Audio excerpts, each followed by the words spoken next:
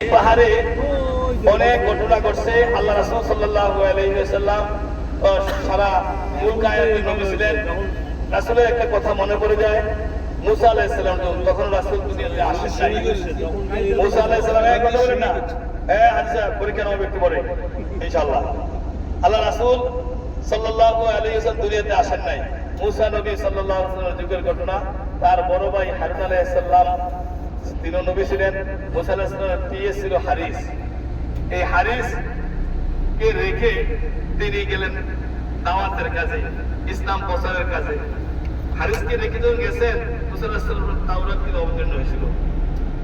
আসমানি কিতাব 104টা, তার মধ্যে প্রধান 4টা তাওরাত, ইনজিল, জাবুর, কুরআন। এই তাওরাত নাযিল হলো মুসা আলাইহিস সালামের উপরে। তাওরাত কিতাব দেখতেছে হারিস। তিনি দেখতে পেলেন যে নবী দুনিয়াতে আসে নাই তার নাম মুহাম্মদ, 70 জায়গায় তার নাম। আর যার উপর কিতাব অবতীর্ণ হয়েছে মুসা আলাইহিস সালাম, তার নাম মাত্র 4 জায়গায়। তখন সেইটাকে কাইটা আমাদের দেশে বর্তমান ফ্লুডের মতন যে ফ্লুড আছে না, সেটা এটার মতন একরকম কালি দিয়া মুসা সবগুলো রাসূলের নাম কাইটা মুসা নবীর নাম লিখে দিয়েছে। আল্লাহ আর সহ্য হলো না, সাথে সাথে ওই হারিসকে আল্লাহ পাক হিসাবে পরিণত করে দিলেন। মুসা আলাইহিস সালাম যখন আসলেন, আয়েশা দেখে তার হারিস নাই, তার বিছানার মধ্যে গুইসাব ঘোরাঘুরি করতেছে। আল্লাহর কাছে মুসা যোগাযোগ করলেন। মুসা ছিলেন কালিমুল্লাহ, যে আল্লাহর সাথে যিনি কথা বলতেন। মুসা বলে, আল্লাহ আমার হারিস কই? আল্লাহ বলেন, বিছানার মধ্যে ঘোরাঘুরি খাইতেছে, এটাই তো হারিস। এই অবস্থা কেন? বা আমার দোস্ত মুহাম্মদ রাসূলুল্লাহ সাল্লাল্লাহু আলাইহি ওয়াসাল্লামের সাথে বেয়াদবি করেছে, এই জন্য তাকে কি অবস্থা করেছে। মুসা আলাইহিস সালাম, আল্লাহ তাকে মাফ করা যায় না। আল্লাহ বলেন, যার সাথে বেয়াদবি করছে সে যদি মাফ করে তাহলে আমি মাফ করতে পারি। আল্লাহ রাসূল বলেন, আল্লাহর নবী মুসা বললেন, আল্লাহ তাহলে তার হায়াতটা বাড়াইয়া দেন, যেন শেষ নবী মুহাম্মদ সাল্লাল্লাহু আলাইহি ওয়াসাল্লামকে পায়। এই হারিস 2400 বছর, 2400 বছর বেঁচে আছে। তারপরে যখন রাসূল সাল্লাল্লাহু আলাইহি ওয়াসাল্লাম 570 খ্রিস্টাব্দে জন্মগ্রহণ করে 610 খ্রিস্টাব্দে নবুয়তি প্রচার শুরু করলেন, সেই মিশর থেকে হারিস রওনা দিয়েছে। কাবার কাছ দিয়ে গিয়ে আবু জাহেলের বাড়ির কাছে যখন সামনে গেছে, আবু জাহেল ঘর থেকে বাড়িয়ে দেখে একটা গুইসাব দেখতেছে, এটা ধাফাতে দইরা পাতিলের মধ্যে ভরছে। কইরা মুহাম্মদ সাল্লাল্লাহু আলাইহি ওয়াসাল্লামের কাছে গেছে, ইয়া মুহাম্মদ, আমার পাতিলের ভিতরে কি আছে তুমি যদি বলতে পারো তাহলে আমি আজকে মুসলমান হব। রাসূল বলেন, চাচা। আবু জাহেল কিন্তু রাসূলের আপন চাচা নয়। আমাদের দেশে বাপের বড় হইলে কয় জ্যাঠা, বাপের ছোট হইলে কয় চাচা। এই দেশ হিসেবে চাচা ছিলেন, আপন চাচা রাসূলকে কেউ কষ্ট দেয়। চাচা আসলে কি মুসলমান হইবেন? কয়, যদি মুসলমান আপনি হন, আমি আরো বলতেছি, আমি বলতে হইব না, পাতিলের ভিতরে কি আছে সেটাই তার পরিচয় দিতে। আবু জাহেল বলে, এটা তো আরো আশ্চর্য কথা, পাতিলের ভিতরে কি আছে সেটা যদি পরিচয় দেয়। আল্লাহ রাসূল বললেন, পাতিলের ভিতরে তুমি কি আছো তুমি তোমার পরিচয় দাও। গুইসাবের জবান খুলে গেল। সে বলল, হে রাসূল, আমি ছিলাম মুসা আলাইহিস সালামের পিএস। আপনি রাসূলের সাথে বেয়াদবি করার কারণে আল্লাহ পাক আমাকে গুইসাবে পরিণত করেছে। আপনি মেহেরবানি করে আমাকে মাফ করে দেন। আল্লাহ রাসূল বললেন, তোমাকে মাফ করে দিলাম। সাথে সাথে গুইসাব থেকে মানুষে পরিণত হয়ে গেল, হারিসে পরিণত হয়ে গেল। সুবহানাল্লাহ। এত কিছু দেখার পরও আবু জাহেল বলে, মুহাম্মদ তুমি নবী নও, তুমি বড় জাদুঘর। তোমার জাদুর স্পিড পাওয়ার এত বেশি যে বাতিলের ভিতরে গুইসাবের বিরুদ্ধে মানুষে পরিণত করতে পারো। আল্লাহ বলে, মাই ইয়াহদিয়াল্লাহু ফাহুয়াল মুহতাদি ওয়া মান ইউদ্লিল ফাউলাইকা হুমুল খাসিরুন। আল্লাহ যাকে হেদায়েত দেয় তাকে কেউ পথভ্রষ্ট করতে পারে না, আর আল্লাহ যাকে পথভ্রষ্ট রাখে তাকে কেউ হেদায়েত দিতে পারে না। আবু জাহেলের ভাগ্যে হেদায়েত নাই, সে মুসলমান হতে পারে নাই। সম্মানিত হাজরিন, আমরা জানবো হজের ফরজ 3টা। হজ উমরা করে ফেলছি, এখন হজ। হজের ফরজ কয়টা? 3টা। 1 নম্বরে ইহরাম করা, 2 নম্বরে জিলহজের 9 তারিখ আরাফার ময়দানে অবস্থান করা, 3 নম্বরে জিলহজের 10, 11, 12 এই 3 দিনের মধ্যে কোন একদিন কাবা শরীফ তাওয়াফ করা। এই 3টা ফরজের মধ্যে অন্যতম ফরজ হলো আরাফার ময়দানে অবস্থান করা। আল্লাহ রাসূল সাল্লাল্লাহু আলাইহি ওয়াসাল্লাম বলেছেন, আল হাজ্জুল আরাফা, আরাফার ময়দানে অবস্থান করাটাই হলো হজ। যে ব্যক্তি সে আরাফার ময়দানে অবস্থান করে সে ওই দিনের সন্তানের মতন হয়ে যায় যেই দিন তার মা তাকে নিষ্পাপ অবস্থায় জন্ম দিয়েছিল। আমরা যদি আমাদের নিয়তকে শুদ্ধ করে আল্লাহর কাছে চাওয়ার মতো চাইতে পারি, ইনশাআল্লাহ আল্লাহ পাক আমাদের হজ কবুল করবেন এবং আমাদেরকে ইনশাআল্লাহ বেগুনাহ মাসুম বানাবেন, এই আশা আমাদের পোষণ করতে হবে ইনশাআল্লাহ। যেহেতু সারা বিশ্বের কোটি কোটি মানুষের মধ্যে আল্লাহ নির্বাচন করে এই 25 লাখ 30 লাখ মানুষকে মাত্র নির্বাচন করেছেন 2024 সালে হজ করার জন্য। আল্লাহ পাক যেন আমাদের হজের কাজগুলি সহজ করে দেয় এবং আল্লাহর কাছে যেমনি চাইলে আল্লাহ খুশি হবেন, রাজি হবেন, তেমনি ভাবে আমাদের চাওয়ার তৌফিক দেয়। সম্মানিত হাজরিন, সেই আরাফার ময়দান, আরাফা অর্থ হলো পরিচয় লাভ করা, পরিচিত হওয়া। যেহেতু হযরত আদম আলাইহিস সালাম এবং হাওয়া আলাইহিস সালাম এই আরাফার ময়দানে তাদের পরিচয় হয়েছিল 360 বছর কান্নার পর। 360 বছর কান্নার পর আদম আলাইহিস সালাম এবং হাওয়া আলাইহিস সালাম ছিলেন বেহেশতের মধ্যে। আল্লাহর হুকুম, ইয়া আদম উসকুন আনতা যাওজুকা, হে আদম তুমি, হে ইয়া আদম উসকুন আনতা ওয়া যাওজুকা, হে আদম তুমি এবং তোমার স্ত্রী এই বেহেশতে বসবাস করো। কিন্তু ওয়ালা তাকরাবা হাযিহি শাজারাতা, সাবধান ওই গাছটির কাছে যাইও না, নিষিদ্ধ গাছটির কাছে যাই না, সেটাকে গন্ধম গাছ হিসেবে নির্ধারণ করছি। যদি যাও ফাতাকুনা মিনাজ জালিমিন, তাহলে তোমরা সকলেই ক্ষতিগ্রস্ত হবে, ধ্বংস হবে। কিন্তু শেষ পর্যন্ত শয়তানের ওয়াসওয়াসার কারণে এই গন্ধম খাওয়ার ফলে আল্লাহ রাব্বুল আলামিন আদম এবং হাওয়াকে বাহির করে দিয়েছিলেন বেহেশত থেকে। দুনিয়ার মধ্যে আদম আলাইহিস সালামকে শ্রীলঙ্কা এবং হাওয়া আলাইহিস সালামকে জেদ্দা, সেই হাওয়া আলাইহিস সালামের কবর এখনো জিদ্দার মধ্যে আছে। আল্লাহ যদি আমাদের তৌফিক দেয়, সুযোগ দেয়, কবরের পাশে গিয়া আমরা যদি একটা সালাম দিতে পারি তাহলে আমাদের আশাটা সার্থক হবে। দোয়া করুন যেন আল্লাহ পাক সুযোগ করে দেয় সেই জিদ্দা যাওয়ার জন্য। সেই হাওয়া আলাইহিস সালামকে সেখানে দেওয়ার পর একদিন নয়, 2 দিন নয়, 1 মাস নয়, 2 মাস নয়, 360 বছর কাঁদছেন, আল্লাহর কাছে দোয়া করছেন, রব্বানা যালামনা আনফুসানা ওয়া ইল্লাম তাগফির লানা ওয়া তারহামনা লানাকুনান্না মিনাল খাসিরিন। হে আল্লাহ, আমি অন্যায় করেছি, অপরাধ করেছি, অবিচার করেছি, আপনি আমার প্রতি রহমত নাযিল করেন, আমার প্রতি দয়া নাযিল করেন। যদি আপনি ক্ষমা না করেন তাহলে আমরা সকলেই ধ্বংস হয়ে যাব, ক্ষতিগ্রস্ত হয়ে যাব। আদম আলাইহিস সালামের সেই শিখানো দোয়া কোরআনে কারিমে আছে, আমরা সকলেই এই দোয়া পারি এবং পড়ব। এই দোয়া করার পরে আল্লাহ পাক তাও ক্ষমা করেন না। শেষ পর্যন্ত হযরত মুহাম্মদুর রাসূলুল্লাহ সাল্লাল্লাহু আলাইহি ওয়াসাল্লাম মুসলিমে বললেন, হে আল্লাহ, শেষ নবী হযরত মুহাম্মদুর রাসূলুল্লাহ সাল্লাল্লাহু আলাইহি ওয়াসাল্লাম মুসলিমে আমাকে ক্ষমা করেন। আল্লাহ বলেন, আদম তুমি কি শেষ নবী মুহাম্মদকে দেখেছো? কয় না, দেখি নাই, কিন্তু আপনার নামের পাশে বেহেশতের মধ্যে লিখছি লা ইলাহা ইল্লাল্লাহু মুহাম্মাদুর রাসূলুল্লাহ। বেহেশতে দেখেছি আপনার নামের লগে মুহাম্মদ নামটা জড়িত। বুঝতে পারছি এই নামটা কতই না ভালো, কতই না বরকতময় ব্যক্তিরা, এই জন্য আমার ভালো লাগছে এই নাম রাসূল। আল্লাহ মাফ করেন। আল্লাহ পাক বলেন, কবি ক্ষমা করে দিলাম। সাথে সাথে সেই আরাফার ময়দানে হাওয়া আলাইহিস সালাম লগে দেখা হয়ে গেল। সুবহানাল্লাহ। কার সাথে? কার সাথে? আমাদের আদি মাতা হযরত হাওয়া আলাইহিস সালামের দেখা হয়ে গেল। এতদিন পর স্বামী স্ত্রীকে পাইছে, আবেগে একটু কোলে নিয়ে নেন, কোলে নিয়ে সেই আরাফার ময়দান থেকে একটা দৌড় দিছে। এটা হলো আমাদের ভাষায় বলি আসলে দৌড়, কিন্তু আদম আলাইহিস সালাম ছিল 60 গজ লম্বা। আরবদের গজ হলো হাত, 1.5 হাতে, অর্থাৎ 1.5 হাতে 1 গজ। এই হিসাবে আদম আলাইহিস সালাম ছিলেন 90 হাত। হাওয়া আলাইহিস সালামকে নিয়ে তিনি মুজদালিফায় এসেছেন। কোথায় আসছেন? কোথায় আসছেন? মুজদালিফায় আসছেন। কিন্তু আসর নামাজ তার উপরে, মাগরিব নামাজ তার উপরে ফরজ ছিল না, কিন্তু পড়তেন। কিন্তু হাওয়া আলাইহিস সালাম করে নিয়ে আয়েশা মাগরিব কথা ভুলে গেছে। কইলা কয়, আল্লাহ এটা কি কাম করলাম, মাগরিব নামাজ তো ভুলে গেলাম, একটা ভুল করে 350 বছর কামলাম, আবার তো মাগরিব নামাজ আল্লাহ পড়লাম না। আল্লাহ একটু অসুবিধা নাই, তুই এশার লগে মাগরিব নামাজটা পড়। এই জন্য আমরা 9 জিলহজ আরাফার ময়দানে কেউ মাগরিব নামাজ পড়বো না। সময় হবে মাগরিব না পড়া মুজদালিফায় আইসা আমরা মাগরিব এশা একত্রে পড়বো। কিন্তু আদম আলাইহিস সালাম পড়ছে, এই জন্য আমরাও পড়বো। আদম ও হাওয়া আলাইহিস সালাম মুজদালিফায় অবস্থান করছে, আল্লাহর কাছে পছন্দ হয়েছে, খোলা আকাশে এনেছে। এই জন্য আমাদের কয়, হে আদম সন্তান, তোমরাও এখানে অবস্থান করে ওয়াজিব করে দিয়েছে। ইনশাআল্লাহ দূর থেকে পাহাড়ের চিপার মধ্যে আদম ও হাওয়া আলাইহিস সালামের বাসরঘর দেখতে মনে যায়নি? আমার সবাই তো চায় দেখা যায়, বলেন না? এটাও দূর থেকে কাছ থেকে দেখাবো ইনশাআল্লাহ। যেখানে ওই যে আসহাবে ফিল রাসূল সাল্লাল্লাহু আলাইহি ওয়াসাল্লামের জন্মের 2 বছর পূর্বে যে কাবাঘর ভাঙতে আসছিল, সে আব্রাহার বাদশা তার হস্তি বাহিনী যেখানে ধ্বংস হয়েছিল, সেটার পাশে আদম ও হাওয়া আলাইহিস সালাম বাসর করেছিল।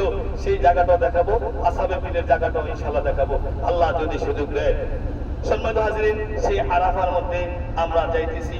সেই আরাফার ময়দানে 9 জিলহজ সেই ইমাম সাহেব তিনি খুতবা দিবেন মসজিদে নমিরা থেকে। আমরা মসজিদে নমিরাটা দেখবো দূর থেকে। সেই নমিরা মাত্র ওই দিনে শুধু জোহর এবং আসর নামাজ একত্রে পড়ানো হয়, আর কোনো দিনের জন্য এই দরজাটা খোলা হয় না, অন্য কোনো নামাজ এখানে হয় না, শুধু ওই দিনের জন্যই আসর এবং জোহর নামাজ পড়ানো হয়। সেই মসজিদে নমিরার পাশেই আল্লাহ রাসূল সাল্লাল্লাহু আলাইহি ওয়াসাল্লাম জীবনের শেষ সায়ান্নে 632 খ্রিস্টাব্দে আল্লাহ রাসূল শেষ ভাষণ দিয়েছিলেন, শেষ বিদায় হজের ভাষণ দিয়েছিলেন। প্রত্যেক মুসলমানদের কাছে অত্যন্ত হৃদয় বিদারক, সারা বিশ্বের মধ্যে এটা একটা সংবিধান, এরকম ভাষণ কেউ দিতে পারে নাই এবং দিতে পারবেও না।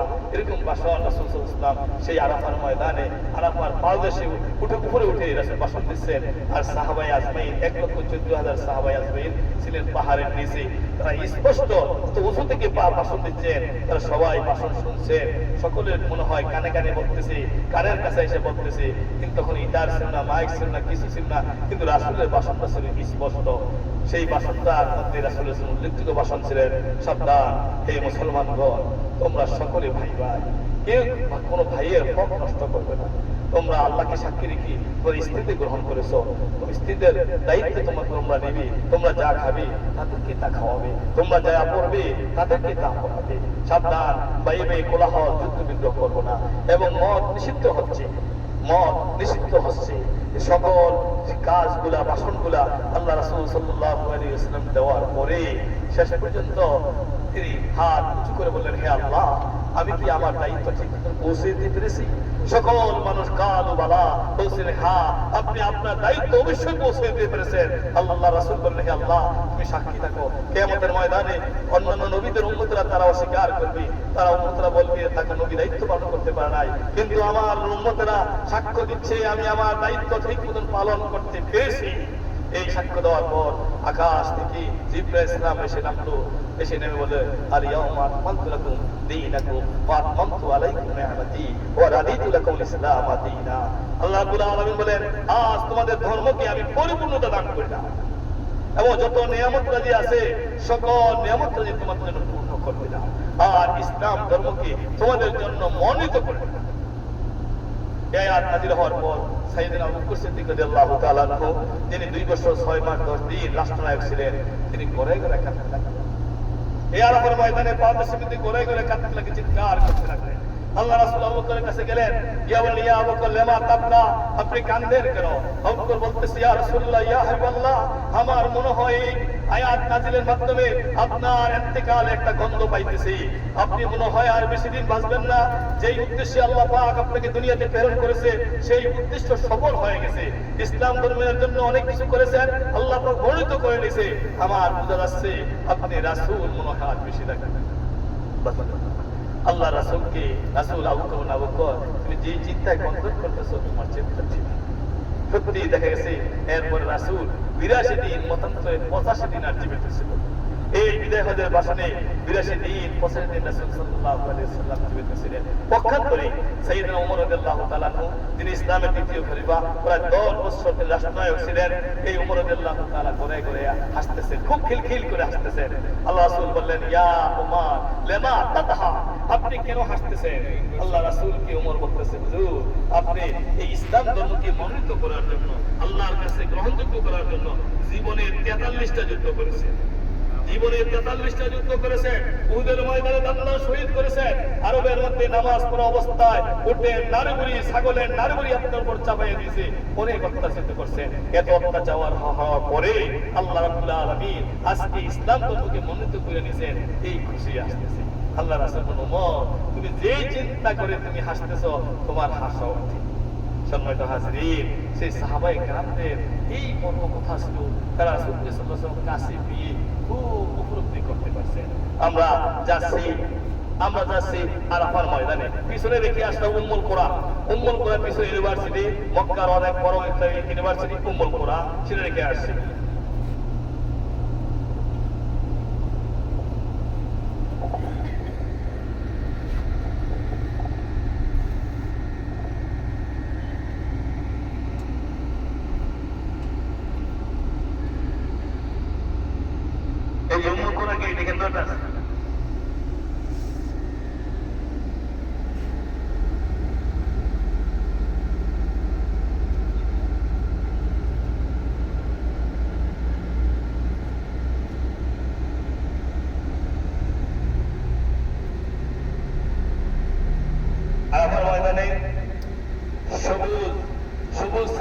আছে হলুদ হলুদ সাইনবোর্ডগুলা, এই সাইনবোর্ডের ভিতরে হলো আরাফা, এর বাহিরেরটা হলো এর বাহিরের হলো আরাফার বাহিরের অংশ। আমরা ইনশাআল্লাহ এই সামনে একটা হলুদ সাইনবোর্ড দেখা যাচ্ছে, আরাফার কাছে আমরা যাইতেছি। আরাফা শব্দের লোক পরিচিত হওয়া, পরিচয় লাভ করা, যেহেতু আদম আলাইহিস সালাম এই আরাফার ময়দানে পরিচয় হয়েছিল। এই আরাফার ময়দান সেই আরাফা, কিয়ামতের ময়দানে এই আরাফাটাই হবে হাসরের মাঠ। আল্লাহ পাক বহু গুণে এটাকে বাড়িয়ে ফেলবেন, বড় করে ফেলবেন। ওই দেখেন স্টার্ট আরাফা, বেদায় আরবিতে লেখা আছে বেদায় আরাফা, যে এখান থেকে আরাফা শুরু। এবং প্রচুর নিম গাছ সেখানে আছে, পাকিস্তানি বংশোদ্ভূত নিম গাছ এবং বাংলাদেশি নিম গাছ। সেই নিম গাছের ছায়ার নিচে আমাদের অবস্থান করতে হবে আরাফার ময়দান।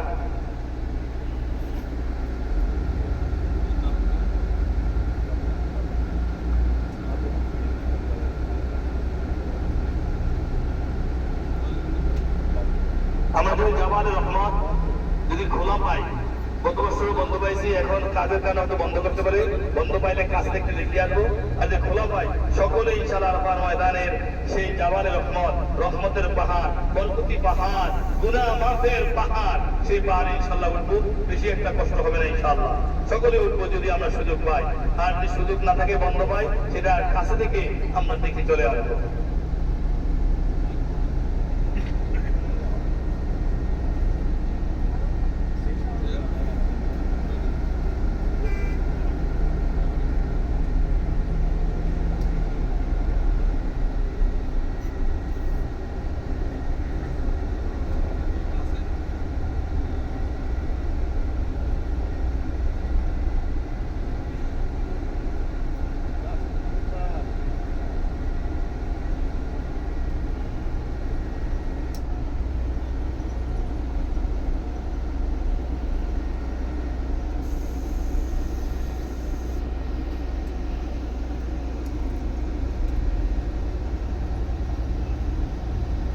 আমরা মিনা থেকে আরাফার ময়দানে আমরা আসবো ট্রেন যোগে। আমরা সরকারি হাজি, বাংলাদেশের বেরোটি হাজি। ট্রেনের বাম পাশে দেখেন একটা ট্রেন স্টেশন দেখা যাচ্ছে, সামনে ওই যে সামনে একটা 2 নম্বর স্টেশন। আমরা এই 2 নম্বর স্টেশনের কাছে অবস্থান করব। সামনে একটা ট্রেন স্টেশন, উপরে ওই ছাতার মতো দেখা যাচ্ছে, এবং বাম দিকে মসজিদে নবীরা দেখা যাচ্ছে। দেখেন বাম দিকে মসজিদে নবীরা।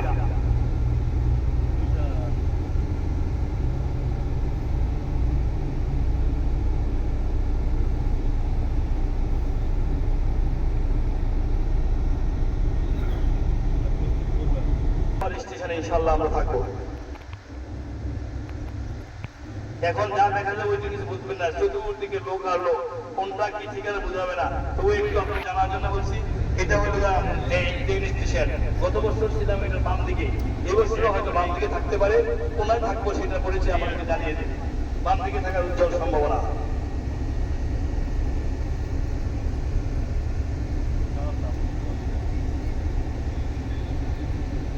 আশা করি প্রধান কাজ হয়েছে আরাফার ময়দানে শুধু দোয়া করা, শুধু দোয়া করা, আল্লাহর কাছে জীবনের গুনাহগুলি মাফ চাওয়া, সারা বিশ্ববাসীর জন্য দোয়া করা। এখানে তাবু থাকবে না? যে রাস্তা যেতেছি এটাকে তরিকে মাসা বলে। এই রাস্তা সোজা মিনার মধ্যে চলে গেছে, মুদ্দালভাই মিনায় চলে গেছে। বহু হাজি এই রাস্তা দিয়ে মিনায় যাবে, মুদ্দালভাই যাবে। ইনশাআল্লাহ আমরা বেরোটি হাজি, সরকারি হাজি, আমরা ইনশাআল্লাহ আমরা ট্রেন যুগে এখান থেকে আমরা মুদ্দালভাই যাব। মুদ্দালভা থেকে ট্রেনে আবার মিনায় যাব। সরকারি হাজিদের এটাই সার্থকতা, এটাই বড় যে পাওয়া। তাবগুলা কাজ চলতেছে দেখে এখন বানায় নাই, বানানো মানে স্ট্রাকচার বানানোই আছে, শুধু এই দিয়ে দিবে। 30 দিন সময় আছে।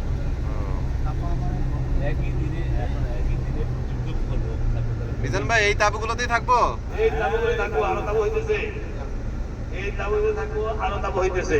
মানে বাংলাদেশের তাবু এখনো হয়নি, হয় কোন দেশে তাবু হয় না। এই যে বাসব পাবলিক টয়লেট, জাবালে রহমান, জাবালে রহমান, জাবাল তো পাহাড়, রহমান আল্লাহ করুণা, আল্লাহ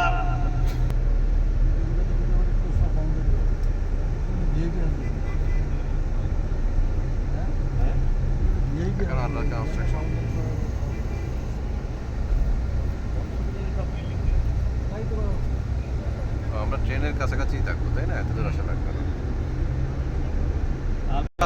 ইনশাআল্লাহ সবাই দেখতে পরবর্তী পারবে ইনশাআল্লাহ। ওই দেখা যায় বরাবর উপরে একটা স্তম্ভ, এটাই জাবাল রহমত। যদিও ছোট দেখা যায়, কাছে গিয়ে দেখা যায় একটু বড়। ইনশাআল্লাহ সেই জাবাল রহমতে আমরা উঠবো এবং কেবলামুখী হয়ে আমরা একটু দোয়া। কোনটা কোনটা ওই ছোটটা? ফটো তুলে রাখেন কোন সময় কোনটা কয়ে দেয়। এই যে পার আয় না।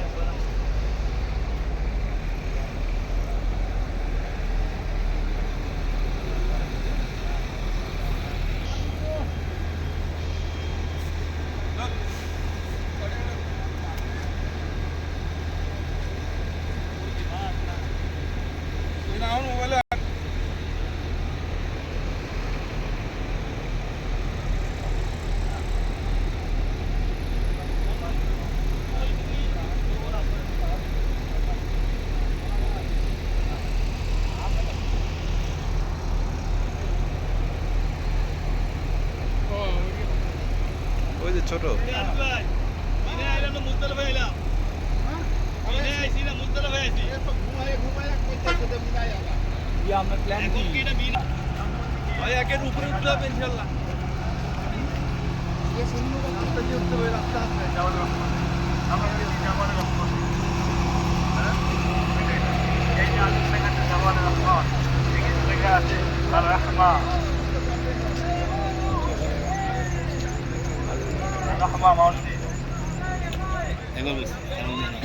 ভিডিও করতেছেন দাঁড়ান। এই জাবালের রহমতের উপরে একটা ভাষণ দিচ্ছিলেন, বিদায় হজের ভাষণ। বিদায় হজের ভাষণ এখানে বিদায় হজের ভাষণ এখানে দিছে, আর সাহাবায়ে কেরাম ছিল নিচে যে পাহাড়ের পাদদেশে। এই স্পষ্ট এত উপর থেকে ভাষণটা শুনছে। মাশাআল্লাহ। বুঝলেন? দেখেন উপরটা কত নিচ দেখা যায়। হুম। এবং আদম হাওয়া আলাইহিস সালামের পরিচয় এখানে এই জাবাল এই আরাফাত আর আওয়াজ নিচে এখানে 360 বছর বউ হয় না, এরপরে তো পাইলো এই জাবালের রহমতের কাছে অনেক কাহিনীগুলো এখানে আছে, অনেক।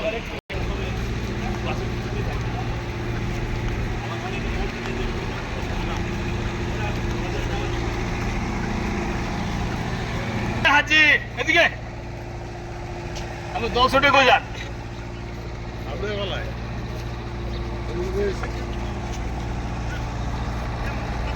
এটা কি মসজিদ নাকি? না এটা তো ইয়া যেমন চলে হেগে হাসপাতাল যাবো না হাসপাতাল আর এন কোন গেরে এটা বন্ধ কোন গেরে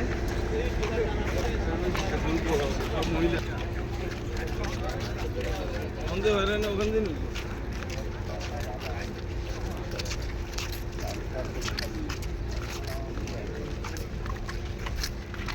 সম্মানিত হুজ্জাজুল কেরাম, এটা হলো পাহাড়ের পাদদেশ।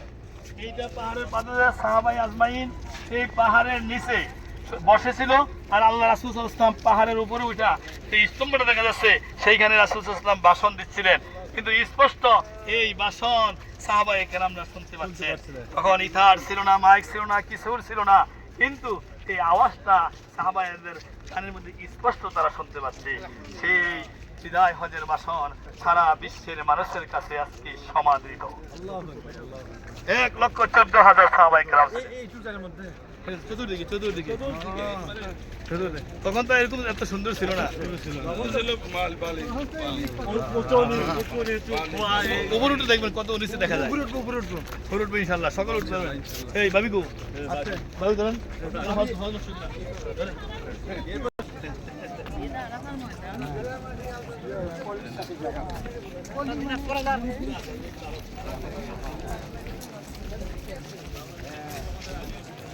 আসো বাইরে আসো, বাইরে আসো।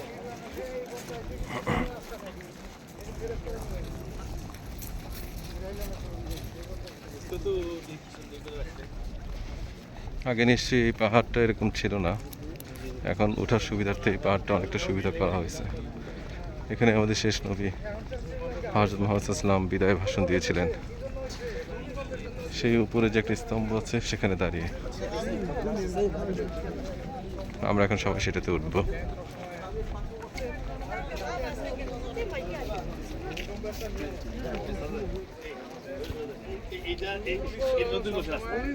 এগুলো কি লেখা? নতুন করছে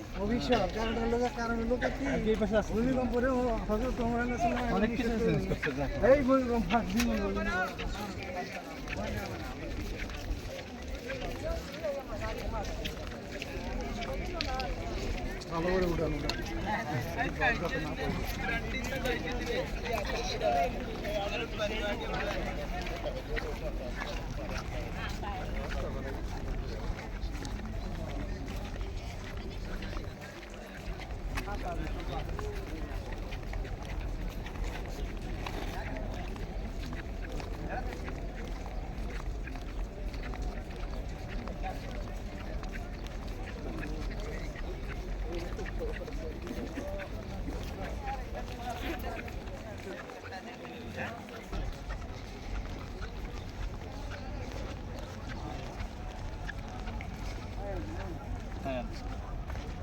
রাস্তাটা সহজ করা হয়েছে।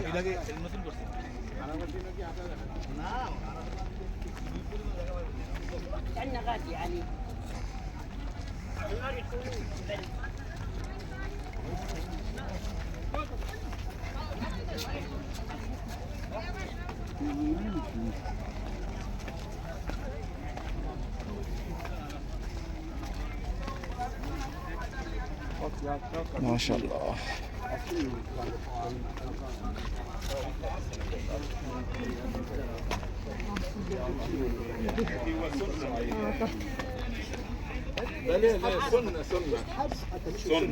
سنة يوم التروية سنة مشان النبي صلى الله عليه وسلم شيء مستحب هو فضيلة معناه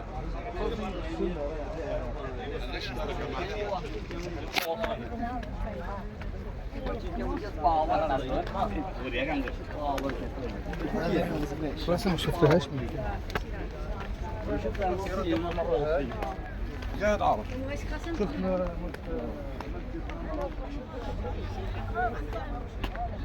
পাহাড় কেটে এই রাস্তাটা বানানো হয়েছে।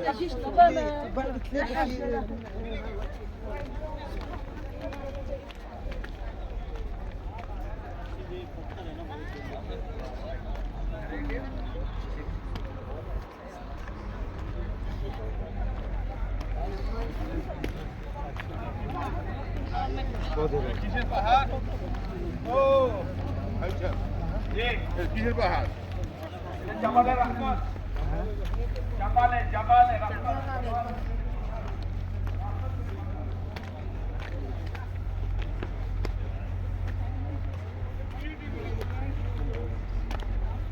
ছোট্ট একটা পাহাড়, এটা বাইতে যেতে এত কষ্ট হয়,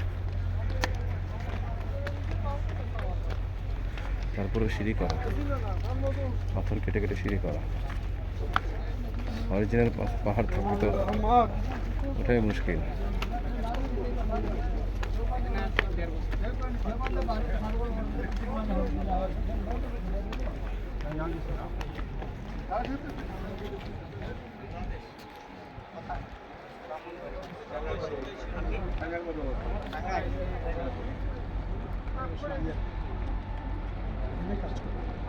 ভালো আছেন তো না?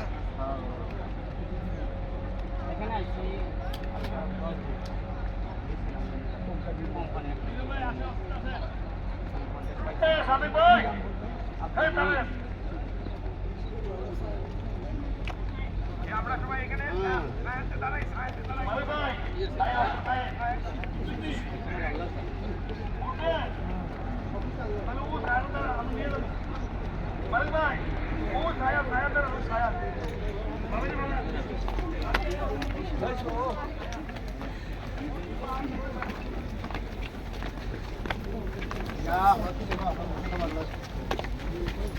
এজন তো মাছ তৈরি করে নেতারা মাছ তৈরি করে মাছ তৈরি করে ওইটা আমার সঙ্গে ভাইয়েরা তোমার বোনেরা আমার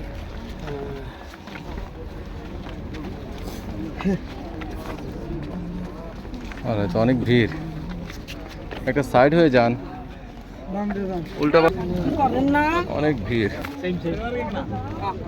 আলহামদুলিল্লাহ আলহামদুলিল্লাহ, এখানটা দাঁড়িয়ে আমাদের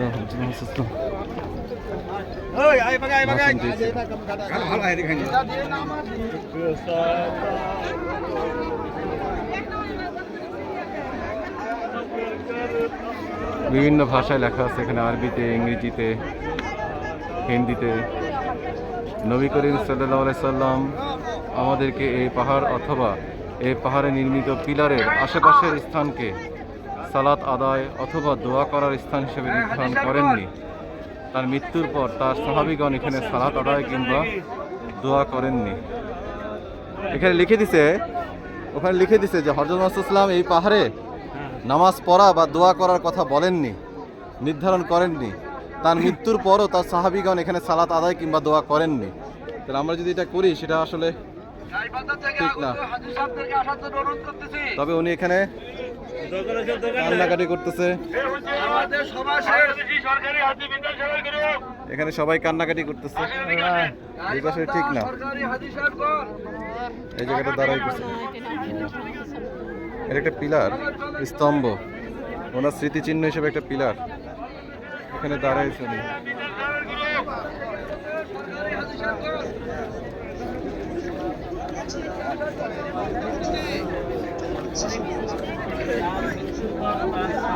এখানে সালাত আদায় কিংবা দোয়া করেন না।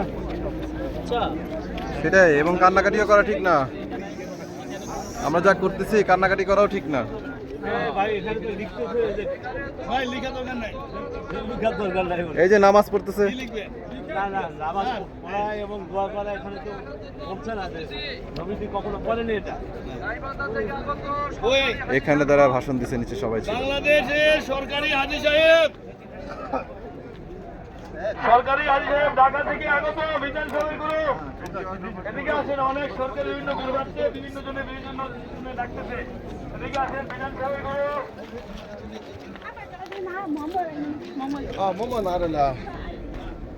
এখানে সবাই নামাজ পড়তেছে।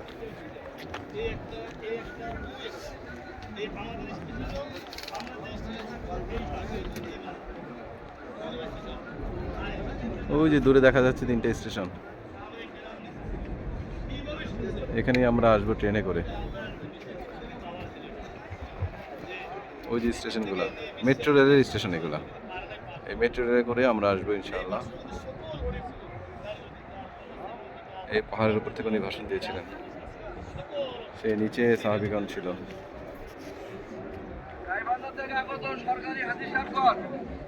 এখানে সবাই নামাজ পড়তেছে।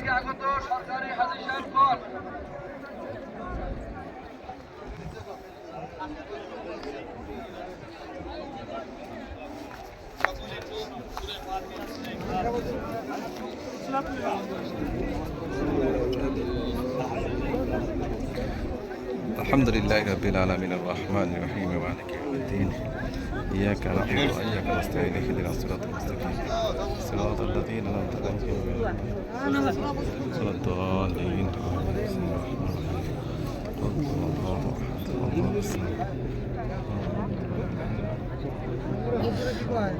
دعاء دعاء اللهم صل على سيدنا نبينا شفيعنا حبيبنا مولانا اللهم صل على سيدنا نبينا شفيعنا حبيبنا مولانا اللهم صل على سيدنا محمد اللهم آمين. اللهم آمين. ربنا ظلمنا أنفسنا وإن لم تغفر لنا وترحمنا لنكونن من الخاسرين. اللهم اغفر وارحم أنت خير الراحمين. اللهم حبب إلينا الإيمان وزينه في قلوبنا وكره إلينا الكفر والفسوق والعصيان واجعلنا من الراشدين. اللهم قنا عذابك يوم تبعث عبادك. اللهم ارزقنا الجنة بغير حساب. হে আল্লাহ, আপনার মেহমানদেরকে নিয়ে জাবালে রহমতে উঠে আপনার শাহী দরবারে হাত তুললাম। এই জায়গার মধ্যে রাসূল সাল্লাল্লাহু আলাইহি ওয়াসাল্লাম ভাষণ দিচ্ছিলেন, সাহাবায়ে আজমাইন একত্রিত হয়ে ভাষণ শুনছিলেন। এই ভাষণের মধ্যে সকল নীতি জড়িত ছিল। আল্লাহ এমন একটা বরকতময় জায়গা, যে জায়গার ব্যাপারে রাসূল ঘোষণা করছেন আল হাজ্জুল আরাফা। আরাফার ময়দানটা হলো হজ। আরাফার ময়দানে আসলে জীবনের গুনাহগুলি মাফ হয়ে যায়। আল্লাহ গুনাহ মাফের আশায়, আপনার নৈকট্য লাভের আশায় আপনার রহমতের আশায় আপনার হাত করলাম, মেহেরবানি করে আমাদের হাতগুলো কবুল করেন, আমিন। জীবনের গুনাহগুলি মাফ করে দেন, আমিন। ইচ্ছা অনিচ্ছা শিরকি বেদাতি জানা অজানা সকল প্রকার গুনাহ থেকে মাফ চাই, আমিন। জীবনে আর গুনাহ করব না আল্লাহ। আমিন। আল্লাহ দুনিয়াতে যতদিন রাখবেন ঈমানে আমানে রাখিয়ে আল্লাহ। আমিন। আল্লাহ আমাদেরকে যেমনি ভাবে বরকতময় জায়গায় কবুল করেছেন, তেমনি ভাবে আমাদের ছেলে সন্তান আহাল ইয়াল পরিবার পরিজন পরবর্তী প্রজন্ম সকলকে আসার তৌফিক দিয়েন, আমিন। সকলকে আরাফার ময়দানে একত্রিত হওয়ার সুযোগ দিয়েন। আমিন। আল্লাহ তোমার ঘর তাওয়াফ করার তৌফিক দিয়েন, আমিন। রাসূলের জিয়ারত নসিব করিয়েন। আমিন। হে আল্লাহ মোকাম্মল হাদির জিন্দা নবীজির রওজায় সোনার মদিনায় পৌঁছে দিন। আমিন। মাসরিকতে মাগরিব সীমান্তে জনুব যত কালাম মুসলমান কবরবাসী আছে, বিশেষ করে সাহাবায়ে আজমাইন আম্বিয়া কেরাম তাবিঈন তাবে তাবিঈন আইমে মুতাকাদ্দিমিন মুতাআখিরিন উলামা ফুজালা বুজুর্গানে দ্বীন আর তরিকার ইমাম গাউস ফকির দরবেশ যারা দুনিয়া থেকে রিহলাত করেছেন তাদের হাতে পৌঁছে দিন। আমাদের সকলের আব্বা আম্মা দাদা দাদি নানা নানি শ্বশুর শাশুড়ি আত্মীয় স্বজন পীর উস্তাদ বন্ধু বান্ধব খালা খালু মামা মামি জেঠা জেঠি যারা কবরবাসী আছে তাদের হাতে পৌঁছে দিয়ে আমিন। হে আল্লাহ আমাদেরকে আপনি কবুল করে নেন, আমিন। খাঁটি মুসলমান হিসেবে কবুল করে নেন, আমিন। জীবনের সকল মনে নেক মাকসাদগুলি পূর্ণ করে দিয়ে আমিন। আল্লাহ আমরা সকলে আপনার কুদরতে সবর্দ হলাম, আমাদের জান মাল ঈমানের জমিনদার হয়ে যায়, যারা অসুস্থ আছে তাদেরকে সুস্থতা দান করে। আমিন। হে আল্লাহ সকলকে আরাফার ময়দানে সহি সালামত উপস্থিত হওয়ার তৌফিক দিয়ে আমিন। আল্লাহ 9 জিলহজের কাজ 8 জিলহজের কাজ 10 11 12 জিলহজের কাজগুলো সহি সালামত রাসূলের তরিকা মোতাবেক করবার তৌফিক দিয়ে আমিন। সুবহান রাব্বিকা রাব্বিল ইজ্জাতি আম্মা ইয়াসিফুন ওয়া সালামুন আলাল মুরসালিন ওয়ালহামদুলিল্লাহি রাব্বিল আলামিন ফাহাক্কি লা ইলাহা ইল্লাল্লাহু মুহাম্মাদুর রাসূলুল্লাহ সাল্লাল্লাহু আলাইহি ওয়াসাল্লাম। আসুন সকলে ভাই সকলে একত্রিত এলামে কেউ আব্দুল মালিক ভাই কই আলম মালিক বলো না না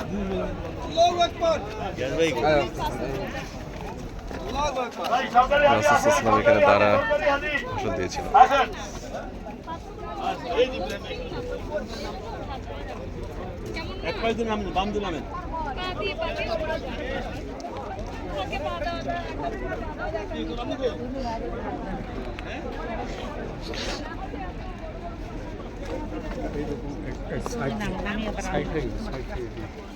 নামার সময় খুব সাবধানে নামতে হবে, যদিও সিঁড়ি করা, অনেক সাবধানে নামতে হবে,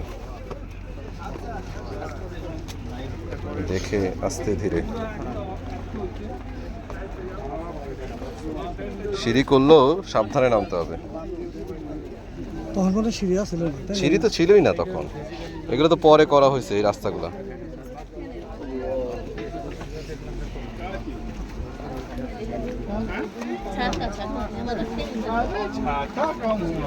ছাতা কে ঘুমান এই তো স্মার্ট।